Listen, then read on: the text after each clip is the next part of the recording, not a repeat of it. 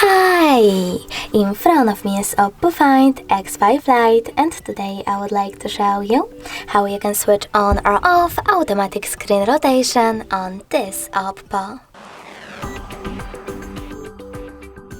First of all, just access tab menu. Now look for Auto Rotate shortcut, and when you find it, click on it. As you can see, mine is white. That means that auto rotation is now off, but you can always turn it on by clicking on the same shortcut. If you wish to, you can always go into settings as well, click on display and brightness over here and scroll down. Then click on this switcher next to auto rotate.